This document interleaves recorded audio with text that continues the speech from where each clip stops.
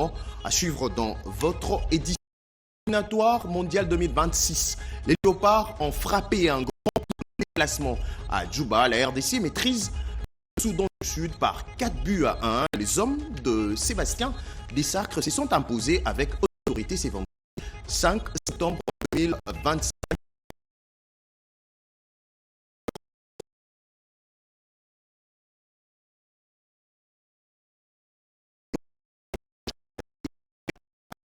En 2020, cette nouvelle voiture voyageur à qui ont été lancés ces vendredis par le chef de l'État. Cette alliance vise à développer leur stratégie. C'est 4 millions de tonnes de marchandises par an. Et le vice-premier ministre de Transport, la ligne Gare Centrale à l'aéroport de Ndjili sera relancée dans un en décision avec signé Rachel Foutou, et Michael Sala. C'est une brève cérémonie qui marque la naissance du transport multimodal. Au cours de la cérémonie à la gare centrale de Kinshasa, dans la commune de Gombe, le président a lancé la reprise du trafic ferroviaire Kinshasa-Matadi, un tronçon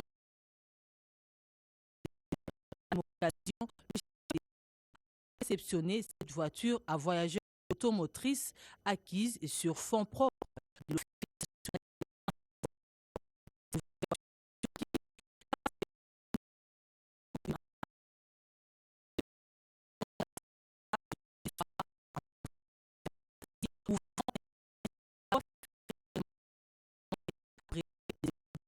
Et après avoir a été marqué par 3 prises de parole. Le directeur de l'ONATRA, Martin Loukoussa, a été au chef de l'État qui a permis d'ouvrir le trafic ferroviaire entre la capitale et le principal port du pays. Les chemins étant une alternative crédible à système de transport, au vu de son rôle éminemment stratégique dans la vision socio-économique du pays, un accent particulier devra être mis sur le financement des travaux sur la voie ferrée qui nécessite la poursuite de la mobilisation des gros moyens qui bien entendu, appellent l'intervention permanente du pouvoir public. Seul ne sera faire. Solliciter auprès de votre et du gouvernement de la République la poursuite de l'accompagnement des actions pour la maintenance en état de la grande ligne Kinshasa-Matadi et le directeur général de l'ONATRA a par la même occasion annoncé la reprise prochaine du transport urbain dans la ville de Kinshasa. La ministre du portefeuille a quant à elle vanté la renaissance de l'ONATRA, 10 fleurons. Un simple projet ferroviaire, mais plutôt un projet grand à effet réel, la ministre. Intervenant en dernier lieu, le vice-premier ministre et ministre des Transports et des Enclavements, Jean-Pierre Gombo, a fait savoir que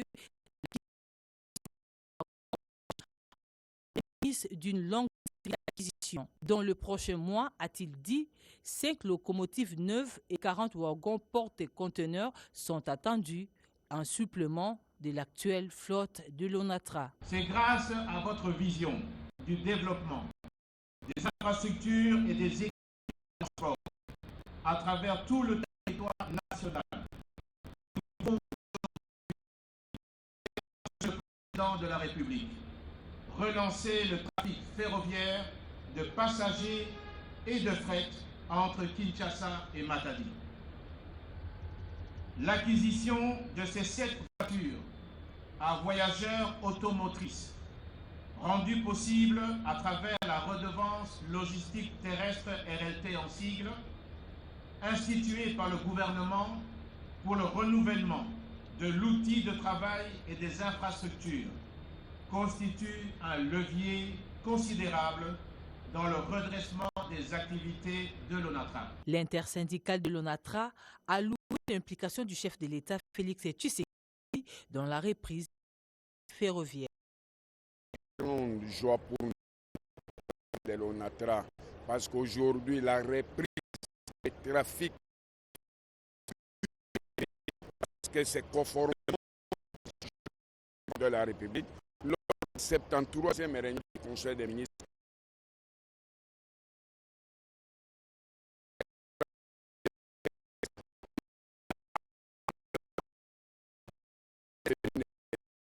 c'est une fierté pour l'ONATRA, mais pour les...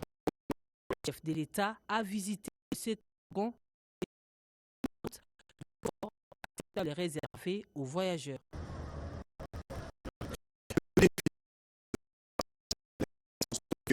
Fort diplomatique de Washington et de Doha, l'implication africaine et de Nations Unies avec notamment la résolution 2773 pour la paix durable évoquée au cours des échanges entre le garant de la nation et le secrétaire général adjoint des Nations Unies chargé des opérations de maintien de la paix. Je viens d'être reçu la délégation avec le chef de la MONUSCO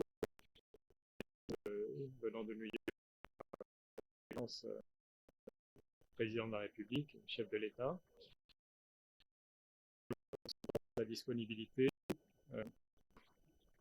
Madame la ministre d'État, ministre des Affaires étrangères, était présente à cet entretien et je crois que ça témoigne de l'excellente coopération que nous avons avec les autorités congolaises. Excellente coopération qui a été réaffirmée au plus haut niveau par le chef de l'État. Nous les connaissons. Il y a une situation de violence qui existe dans l'est de la République démocratique du Congo. Et nous avons des efforts diplomatiques avec Washington, celui de Doha, des Nations Unies, une excellente résolution, la résolution 2773 du Conseil de sécurité adoptée à l'unanimité par le Conseil de sécurité qui a tous les bons messages, notamment sur la nécessité impérative d'un cessez-le-feu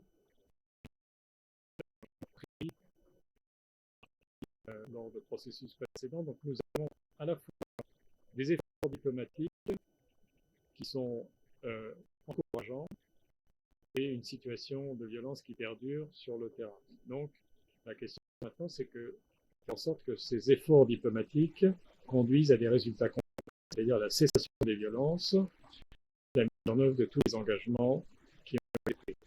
Nous sommes terminés à travailler avec les autorités pour arriver à ces résultats. Et je crois que ces messages ont été clairement affirmés de part et d'autre.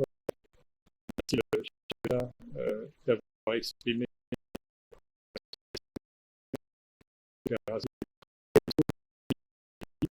et je de l'appartement à nous aider à relever des défis spécifiques sont dans les différentes zones où nous opérons et notamment dans la zone aujourd'hui occupée par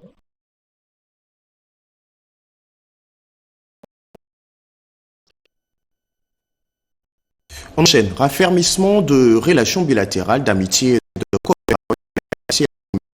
Des échanges entre le président de la République et l'ambassadeur de la Russie accrédité en RDC avec l'ambassadeur d'Égypte. Il était question de la coopération bilatérale entre Kinshasa et Caire. Pierre Kibambi Somoué, champion d'Angué, et Milo Salah. L'Égypte s'est doté d'un grand musée du Caire, reçu ce jeudi à la Cité de l'Union africaine. L'ambassadeur d'Égypte, Echam El Mekwad, était porteur d'une invitation du président Abdel Fattah al-Sisi à son homologue de la RDC Félix Antoine Tshisekedi Tshilombo pour assister à l'inauguration de ces musées en début novembre prochain. Cette visite vient dans le contexte de... Je viens pour présenter l'invitation à son Excellence le chef de l'État pour sa présence à l'inauguration du Grand Musée du Caire qui doit prendre part le 1er novembre. Et je transmettais un message de son président El-Sisi qui tient beaucoup à sa présence. Et j'ai eu la confirmation de son Excellence, Monsieur le Président, d'être présent à cette très important pour l'Égypte. Les choses sont très positives. Il y a une relation avec une chef d'État et c'était aussi une occasion pour discuter de quelques sujets, de quelques volets qui sont liés à la relation bilatérale entre nos deux pays. L'excellence de la coopération entre la Russie et du Congo et de la République, Félix Antoine Tshisekedi Tshilombo a eu avec Karl Tikaz. Nous avons dans le domaine de l'économie, de l'éducation, vous savez qu'il y a des en Russie. Et vous savez que nous avons beaucoup de choses pour améliorer et pour ce qu'on peut faire en cours pour les échanges ont porté sur les aspects liés au renforcement de différentes opérations entre les et arranger les diplomates russes. Sur la sous-traitance dans le secteur privé, le contrôle paritaire mixte au centre de l'entretien que le chef de l'État a eu hier jeudi à la Cité de l'Union africaine, le président national de la Fédération des entreprises du Congo, directeur général de l'autorité de régulation de la sous-traitance. Un contrôle sera effectué par la commission paritaire mixte de la Fédération des entreprises du Congo et l'autorité des régulations. Il s'agit pour la première fois d'un contrôle des conformités de la loi sur la sous-traitance dont le président national de la FEC, Robert Malumba Kalombo, et Miguel Cachal Katem, a présenté le projet ce jeudi 4 septembre à la Cité de l'Union africaine au président de la République Félix Antoine Tshisekedi Tshilombo qui a pris acte de ces contrôles qui sera mené imminemment. Divers autres sujets, notamment le climat des affaires en RDC, ont été aussi évoqués, a indiqué le président national de la FEC. Nous avons parlé avec lui sur plusieurs points, notamment les premiers points étaient sur l'application de la loi et sur la sous-traitance. Et on a parlé avec lui pour savoir si tout s'applique bien sur terrain, si effectivement les investisseurs ou les opérateurs économiques qui ont investi dans ce secteur répondent favorablement au respect de cette loi. Nous avons parlé aussi avec lui parce qu'il y a une deuxième loi qu'on appelle la loi sur les contenus locaux qui est sous chantier et le président de la République voulait savoir là où nous en sommes parce que la promulgation de cette loi-là ne va pas tarder. Et enfin, nous avons parlé aussi avec le président de la République concernant les difficultés que les opérateurs économiques sont en train de connaître à ce moment. C'est ainsi qu'on était là pour parler avec le président de la République du climat des affaires. Et le climat des affaires, c'est le respect de la loi, comme on parlait sur la loi sur la sous-traitance. C'est aussi parler de la loi du contenu local qui est sur chantier et le respect pour ces contrats signés pour payer les opérateurs économiques ce qui leur dit. Le directeur général Miguel Cachal s'est réjoui de l'avènement de la loi sur la sous-traitance dans le règne du président Félix Antoine Tshisekedi Tshilombo et de l'accompagnement du gouvernement de la première ministre Judith Suminwa. Nous avons échangé à ce qui concerne la loi sur la sous-traitance, évidemment aussi la loi sur les contenus locaux qui est en chantier, qui a été approuvée lors du conseil des ministres du 6 juin. Et je pense que nous avons reçu une réponse très favorable auprès du président de la République. Nous profitons de cette occasion pour féliciter le gouvernement de la République, dirigé par la première ministre, son Excellence Judith Suminwa, qui a contribué à ce que cette loi puisse arriver même au niveau d'être approuvée au Conseil des ministres.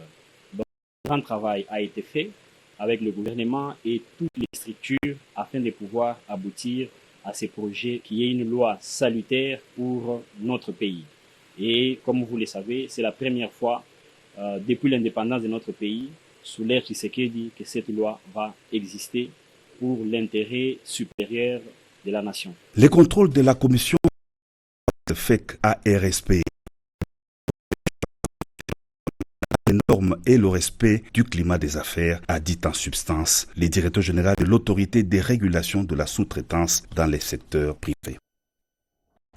On change carrément de registre. Une délégation du Fonds monétaire international séjourne à Kinshasa dans le cadre du préparatif de la deuxième revue du programme conclu entre cette institution financière et la RDC prévue en octobre prochain. La réunion de la Troïka politique a aussi porté sur l'évaluation du contrat avec la Chine et l'intégration de risques climatiques dans le budget en cours de préparation. On fait le point avec Sylvie Moembo et Ibrahim Chako.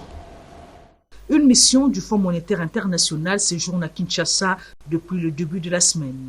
En marge de cette visite de cette institution financière internationale, le ministre des Finances, Doudou Fwamba Likundeli Boutaï, en sa qualité de coordonnateur principal de la Troïka monétaire, a présenté les performances économiques récentes du pays avec une croissance provisoire de 6%, une inflation maîtrisée et une progression des recettes domestiques en dépit de la hausse des dépenses exceptionnelles liées à la sécurité. Malgré les perturbations entraînées par l'accroissement des dépenses sécuritaires, le ministre des Finances a rassuré que les mesures sont en train d'être mises en place tant du côté recettes que du côté dépenses pour rester dans la programmation initiale convenue avec le Fonds monétaire international. Et ça a été un engagement assez fort. Et la deuxième chose, c'est que la plupart des réformes qui ont été convenues en termes de repères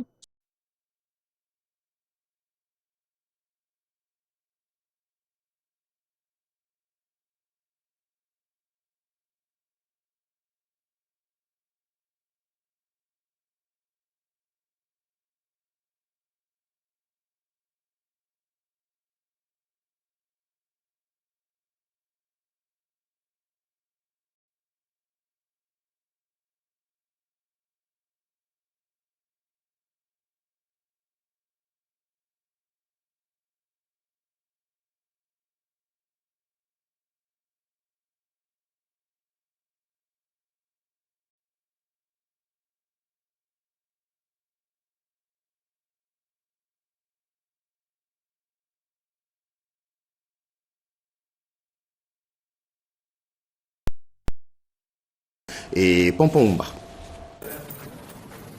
Face aux défis économiques et sécuritaires persistants, la communauté a lancé au centre financier de Kinshasa la réunion permanente interministérielle de rationalisation de la parafiscalité COPIRAP.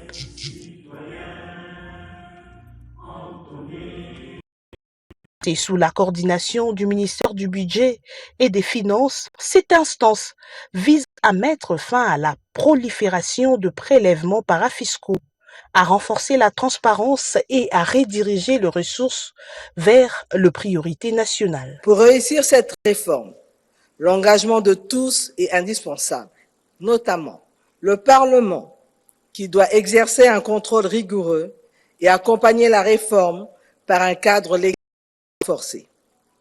Le gouvernement et son administration a appelé à faire preuve de discipline, de transparence et de cohérence. La société civile et le secteur privé, qui doivent continuer à être des vigies critiques et constructives en rappelant l'exigence de redevabilité et de simplification des procédures. Nos partenaires techniques et financiers, dont l'appui est précieux pour apporter expertise, accompagnement et crédibilité internationale à notre démarche. C'est ensemble que nous pourrons faire de la rationalisation de la parafiscalité un instrument puissant de modernisation de l'État et de prospérité économique.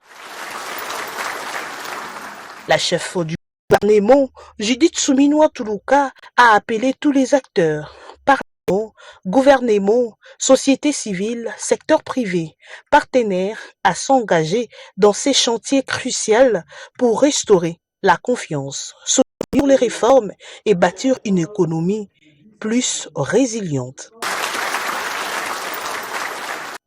Poursuite de consultation pour l'élaboration du projet de loi de finances 2026. Le ministre de la Communication et Médias, celui de Petites et Moyennes Entreprises, la ministre de la Jeunesse et celui de la Coopération et Intégration Régionale étaient chez le vice-ministre en charge du budget. Le détail dans ces reportages d'Anita Luamba et Chikobi Ponda. Alors que la rentrée parlementaire de septembre approche à grands pas, avec en ligne de mire l'examen du projet de loi des finances 2026, la vice-primature du budget, sous la conduite d'Adolphe Mouzito, déploie une méthode de travail qui tranche avec les pratiques traditionnelles. En initiant les consultations ciblées et sectorielles avec les ministres concernés, le vice-premier ministre en charge du budget donne le ton d'une gouvernance budgétaire fondée sur l'écoute, l'anticipation et la coordination interinstitutionnelle. Chaque ministre, des petites et moyennes entreprises, en passant par la jeunesse et les médias, tous sont venus défendre leurs priorités. En tant que porte-parole du gouvernement, le ministre de la Communication et Médias, accompagné de la directrice générale de la RTNC et du directeur général de l'ACP, a plaidé pour une dotation budgétaire renforcée afin de promouvoir l'information institutionnelle, la transparence et encourager la participation citoyenne via des campagnes médiatiques d'intérêt national. Au regard du caractère stratégique du secteur de la communication et de la nécessité pour nous de poursuivre le travail, notamment la modernisation de médias publics, RTNC, ACP, Renatelsat, et la nécessité pour nous de préserver l'image de marque du pays et de continuer le travail de la mobilisation que nous avons commencé autour de la guerre. Aujourd'hui, en ce qui concerne l'entrepreneuriat, je suis venu insister sur le fait que déjà, de par la vision du chef de l'État, l'objectif numéro 1, c'est de produire des emplois, le plus d'emplois possible à travers l'entreprise. Que notre budget pour 2026 prenne un peu plus de la hauteur en fonction de la population. Cette méthode renforce non seulement la transparence du processus budgétaire, mais permet également d'anticiper les arbitrages à opérer au sommet de l'État. Face aux multiples dérives qui minent les ressources naturelles dans le Lualaba, le conseil spécial du chef de l'État en matière de sécurité, le professeur Désiré Cachemire Kolongele Bérande, a lancé une séance de travail consacrée à l'assainissement du secteur minier avec un diagnostic sans complaisance sur le sécuritaire, social et institutionnel. Chimène Dondo. Le conseiller spécial du chef de l'État en matière de sécurité, le professeur Dr Désiré Cachemire Kolongele Bérande, a présidé ce mercredi une séance de travail axée sur l'assainissement du secteur minier dans la province du Lualaba et au Katanga. Cette rencontre a réuni les opérateurs, chefs d'entreprise et structures œuvrant dans les domaines de mines. Dans son intervention, le conseiller spécial a indiqué que cette initiative découle d'une mission effectuée du 12 au 23 août 2025, laquelle a permis de dresser un état de lieu résumé en 4 volets principaux. Le volet de responsabilité, le volet sécuritaire, le volet social et le volet institutionnel. Ce secteur minier, qui, faut-il le rappeler, est quand même le secteur porteur aujourd'hui en ce qui concerne les financements du budget de l'État, mais aussi en termes de contribution en matière d'emploi et d'autres services connexes. Face à ces constats, des orientations claires et consensuelles ont été arrêtées. La nécessité de restaurer l'autorité de l'État sur tous les sites miniers en appliquant la doctrine confirmée, d'organiser et de viabiliser les zones d'exploitation artisanale afin d'offrir aux creuseurs artisanaux des alternatives légales et durables.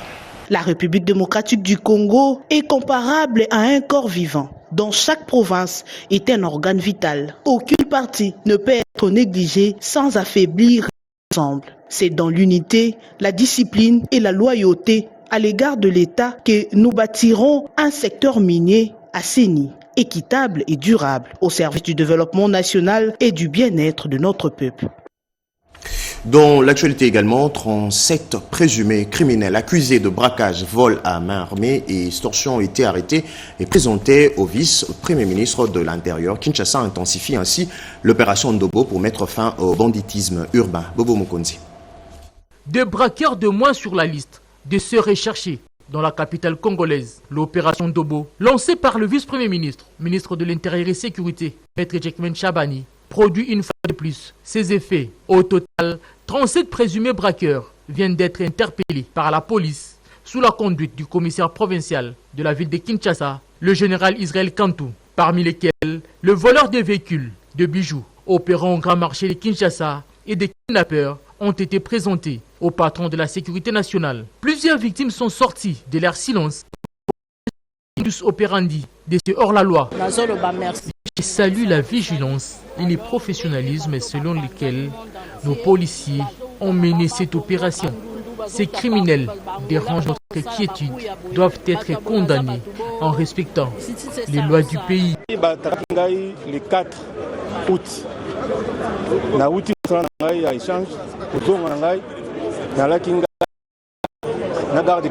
je suis cambiste. Ces malfrats m'ont attaqué le 4 août dernier au niveau des Rigini. Ils ont apporté avec eux $80 000.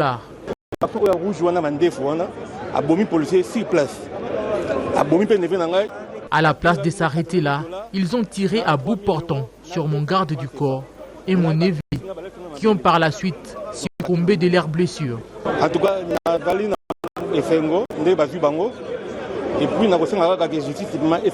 Ces hors-la-loi seront déférés devant la justice. Question de répondre de l'exact et présenter leurs moyens de défense.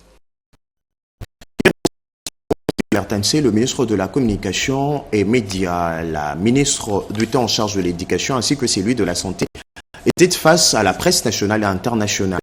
Au cœur de ces briefings presse, rentrée scolaire 2025-2026, gratuité et réforme pour une éducation inclusive et de qualité concernant la gratuité de l'éducation de base. Récemment, le ministre d'État de l'Éducation a insisté sur le caractère obligatoire au niveau primaire public. Le résumé avec Jacques Aboba Moukoumina Sédou. L'épidémie à virus Ebola refait surface en République démocratique du Congo, plus précisément dans la province du Kasaï.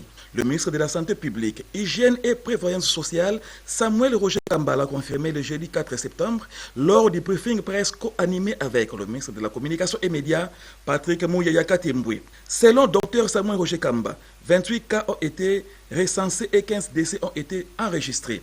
Le ministre Kamba a saisi cette opportunité pour communiquer à la population quelques règles d'hygiène à observer pour ne pas propager cette épidémie. Chaque fois qu'on nous informe d'une fièvre hémorragique, nous mettons immédiatement les mesures de riposte en marche parce que tout simplement, les fièvres hémorragiques sont souvent malheureusement causées par des virus très très mortels. En l'occurrence, le virus d'Ebola. Nous avons été informés le samedi et le mardi, nos équipes sont déjà sur place. Donc nous avons déployé déjà tous les moyens pour qu'on amène des équipements effectivement de protection individuelle, mais surtout qu'on montre aux professionnels de santé qui sont sur place les moyens de ce qu'on appelle PCI, la protection contre les infections. Auparavant, les porte-parole du gouvernement, Patrick Mouyayaka Temboué, et la ministre d'État en charge de l'éducation nationale et nouvelle citoyenneté, Raissa Malou, ont rassuré que la gratuité de l'enseignement de base est d'application obligatoire sur toute l'étendue du territoire national, y compris dans les zones sous occupation. Cette mesure de gratuité, on ne peut pas revenir en arrière. Donc nous réaffirmons la gratuité de l'enseignement primaire public sur l'ensemble du territoire de la République démocratique du Congo. L'État, comme il a fait avant, va continuer à le faire, c'est-à-dire à payer les frais de fonctionnement des élèves et que tout arrêté qui est pris au niveau des provinces, parce que vous savez, les provinces fixent les frais, ces arrêtés doivent être envoyés au niveau national pour qu'ils soient validés avant qu'ils ne soient effectifs. Et d'ailleurs, ici, je dois rappeler que les forces d'occupation n'ont aucun droit, aucune légitimité de prendre des mesures de cette nature, parce que souvenez-vous, lorsque nous vous parlions ici de l'accord de principe, dans l'accord de principe, il est fait référence à la Constitution qui doit être respectée. Raissa Malou a présenté les mesures prises en œuvre par le gouvernement ainsi que les réformes engagées dans les secteurs de l'éducation. La ministre d'État a également souligné plusieurs actions phares pour l'année en cours, dont la poursuite de la construction de nouvelles salles de classe au niveau primaire et secondaire, la réforme des programmes, le renforcement de la gouvernance scolaire et la promotion de la nouvelle citoyenneté. Tout à fait autre chose. Le ministre de l'Industrie, Aimé Boji, a échangé avec le directeur général du Fonds de promotion de l'industrie, Hervé Claude Ntumba. Bien avant, la directrice générale de la RTNC, Sylvie Elengue Nyembo, a été reçue par Hervé Claude Ntumba sur le renforcement de coopération. Alain Bikaï. Au cœur de ces échanges, la vision du président de la République, Félix Antoine Tshisekedi, qui fait de l'esclavagation la clé de la deuxième indépendance de la RDC après celle de 1960.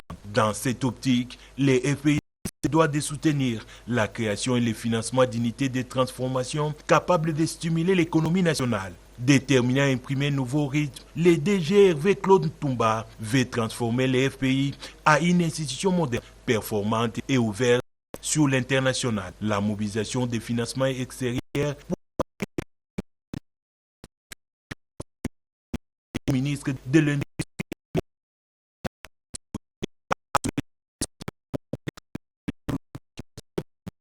auprès du gouvernement, marquant ainsi une convergence de vues et l'annonce d'une collaboration étroite. Dans la foulée, les patrons est également entretenu avec la directrice générale.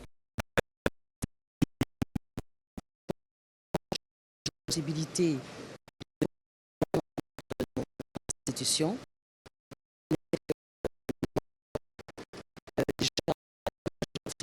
La communication officielle du Fonds de promotion de l'industrie, c'était une possibilité pour nous de consolider ce partenariat et de le renforcer pour permettre à ce que les activités du FPI soient mieux vulgarisées à travers la République et surtout dans nos différentes chaînes. Les deux responsables ont convenu de renforcer leur coopération autour des projets innovants et rentables au bénéfice des deux établissements. N'enregistre un autre, le président de la Chambre haute du Parlement congolais séjourne à Lubumbashi. Jean-Michel Samalukonde Kenge a été par la population chaleureusement. Le président du Sénat congolais promet de déployer plusieurs activités pour marquer ses vacances parlementaires. Janine Kalenga, Gilompiana et bienvenue à Lusala. Le président du Sénat, l'honorable Jean-Michel Samalukonde Kenge, est arrivé dans la ville qu'il préfère dans le cadre des vacances parlementaires avant l'ouverture de la session budgétaire d'avion. Il a été accueilli par le gouverneur intérimaire de la province du Haut-Katanga, Martin Kazembe. Une foule compacte, la population de Lubumbashi s'est invitée à l'aéroport de la Luanda pour accueillir Condé, qui, aussitôt arrivé, s'est confié à la presse. Être en contact avec nous de la situation sociale, économique et même aussi sécuritaire et politique. Donc ici, moi je suis très heureux d'être chez nous et d'être accueilli par cette population du Haut-Katanga, qui est venue ici avec le gouverneur. L'élu des élus, Jean-Michel Samalukonde, a épinglé son itinéraire avant d'évoquer la diplomatie agissante menée par le président de la République, Félix Antoine Tshisekedi Tshilombo, pour mettre fin à la guerre dans l'est du pays. Vous savez que notre pays traverse toujours une situation sécuritaire particulière dans sa partie est. Ça sera l'occasion de parler de cette diplomatie agissante de son Excellence Monsieur le Président de la République, notamment à travers les processus de Washington et de Doha sur lesquels nous allons échanger. Et je n'oublie pas que je reste membre de l'Union sacrée de la Nation et venant au deuxième congrès, nous sommes justement dans cette redynamisation de cette famille à son Excellence Monsieur le Président de la République. Tshisekedi Tshilombo. Ça sera aussi l'occasion sur ce volet politique-là d'aller sur cette question de redynamisation. Le séjour de Samalukonde dans ces coins du pays sera également une opportunité pour lui de renforcer l'élan politique. La troisième réunion du comité de pilotage du projet d'urgence et résilience urbaine de Kananga s'est tenue à Kinshasa, occasion pour Alexis Guissaro, ministre d'État à l'urbanisme et habitat, d'inviter le parti prenant de prendre un nouveau départ. Eridiski Toutou. Alors que les villes congolaises font face à une urbanisation et souvent non maîtrisée, la question de la résilience urbaine devient cruciale. La troisième session du comité de pilotage national du projet d'urgence et de résilience de Kananga en a fait son cheval de bataille. Réunis autour du thème « Renforcer la résilience urbaine pour une ville plus viable », les acteurs concernés par ce projet ont échangé sur les stratégies concrètes à adopter face aux risques naturels, à la pression démographique et à la faiblesse des infrastructures de base. Alexis Guissaro-Mouvouni, ministre d'État à l'urbanisme et habitat, invite toutes les parties prenantes au travail. Ce comité de pilotage placé sous le signe de la redynamisation est l'occasion pour nous de sensibiliser à ce que nous puissions tous nous mettre au travail et redonner une dynamique nouvelle à ce projet. C'est l'occasion pour nous de prendre les résolutions qui s'imposent pour que des mesures correctives soient effectivement mises en œuvre pour que ce projet puisse prendre sa véritable vitesse de croisière. Je me fais moi le devoir de mettre tout en œuvre au niveau du gouvernement pour que ce projet respecte les délais. Comme une lueur d'espoir pour bâtir une ville capable de résister au choc, de protéger ses habitants et surtout de se projeter dans l'avenir avec confiance. Je le disais à l'entame de cette édition, fermée depuis plus de 25 ans, l'avenue des Aviateurs sur le tronçon reliant l'avenue du Port à la gare centrale est désormais opérationnelle. C'est le ministre provincial en charge des infrastructures et travaux publics qui a procédé à sa réouverture hier sur instruction du gouverneur de la ville-province de Kinshasa, Daniel Bumba Lubaki, une initiative qui vise à faciliter la circulation au centre-ville. Sur instruction du gouverneur de la ville, Daniel Bumba Lubaki, qui tient à la fluidité de la circulation dans la capitale, l'avenue des Aviateurs est désormais sur toute sa longueur. Elle s'étend du croisement avec l'avenue du Port devant la direction générale de l'OCC jusqu'à la gare centrale, en passant par l'ANER, la MONUSCO ainsi que les ambassades des États-Unis et de la Chine. L'opération de levée de barbelés érigée par la MONUSCO a été supervisée par le ministre provincial de ZTP, Alain Chilungu. Selon le ministre Alain Chilungu, cette initiative vise à faciliter la circulation au centre-ville qui connaît actuellement de nombreux chantiers routiers. Parallèle au boulevard du 30 juin, l'avenue des Aviateurs devrait permettre de désengorger cet axe majeur quotidiennement saturé par un trafic intense. Accompagné des éléments de la police nationale congolaise, le ministre Alain Chilungu, qui a été rejoint par son collègue de l'environnement, a également visité un parking pirate installé sur la place. Les autorités urbaines ont à cette occasion réaffirmé la détermination de l'exécutif provincial à améliorer la mobilité urbaine au cœur des institutions de la RDC. Et puis ces chiffres, 1300 bons pupitres remis à l'Institut Bobokoli et le lycée Chaumba par le service national. Ces bancs fabriqués par des bâtisseurs de la République viennent répondre à un besoin criant en mobilier scolaire. Cédric Kenina et Tony Djouma. L'école reprend son sens initial, les lieux où se donnent des enseignements collectifs. Un haut lieu de savoir appelé à remplir sa vocation, celle de la création d'un cercle d'élite. Et cela passe par l'amélioration des conditions d'apprentissage national et des nouveaux passés avec sa caravane, charriant derrière des bancs pupitres au profit de l'école Bobokoli et lycée Chaumba. Preuve de plus de la volonté du commandant suprême du FARDC et du service national, Félix-Antoine Tshisekedi, de garantir un environnement propice à la formation, a souligné devant une assistance conquise par les prouesses des bâtisseurs, délinquants à la main. Jean-Pierre Kassouka. Le service national, par la vision de son créateur, a été chargé d'encadrer les jeunes Congolais afin de les engager à la reconstruction et au développement du pays.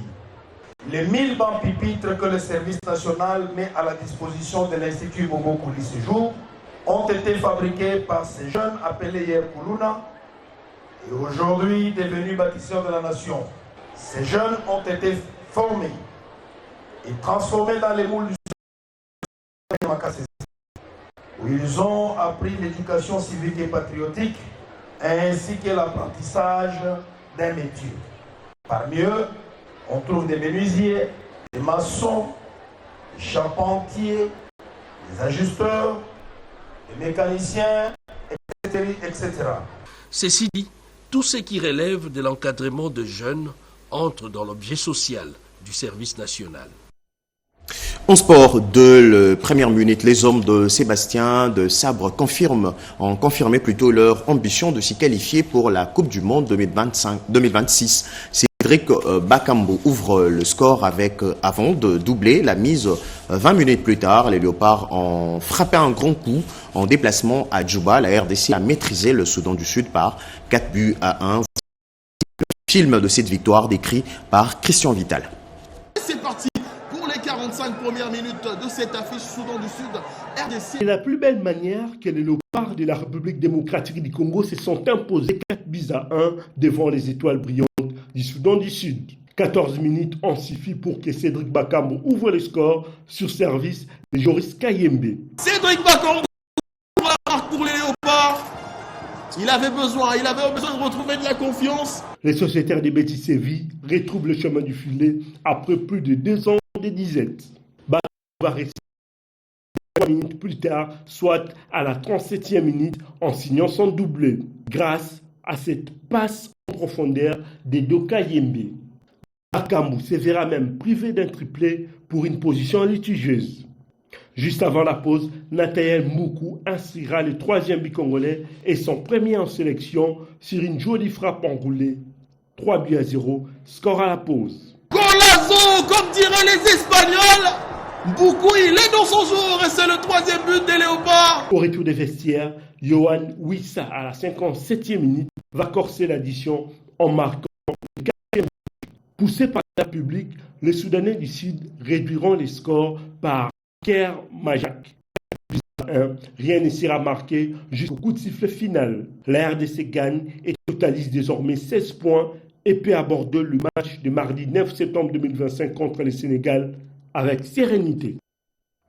Et puis c'est communiqué avant de nous quitter la grande famille de Mobutistes, les anciens collaborateurs, amis, connaissances, famille et la fondation Maréchal Mobutu Sese Seko ont le réel plaisir de porter à la connaissance des associations, le peuple du Nord Ubangi et la population quinoise de rejoindre le 28e anniversaire de la disparition Maréchal Sese Seko le dimanche 7 septembre 2025. 15h de Kinshasa, au sein de la cathédrale Notre-Dame du Congo. Ces communiqués tient lieu de faire part pour la famille Monsieur Mobutu Nzanga Nzembaï Joseph, Monsieur Dongo Don pour la fondation, Madame Antoinette Zemanga, fondatrice, Monsieur André Moaka, président exécutif. Et puis la Société nationale de l'électricité SNEL SA, département de distribution de Kinshasa, informe son aimable clientèle de certains quartiers de communes de Ngaba, Kalamu, Selembao, Bumbu, Kesavubu, Ngiringiri, Mongafu, Kala, ainsi que le site universitaire de Moamba, qui suite aux travaux prévus au poste haute tension Makala, la fourniture de l'électricité sera momentanément interrompue. C'est samedi 6 septembre 2025 de 9h à 14h de Kinshasa. Toutefois, la situation pourrait être établie aussitôt que les travaux prendront fin. La SNEL présente ses excuses pour ces désagréments liés aux travaux faits à Kinshasa le 4 septembre 2025. Le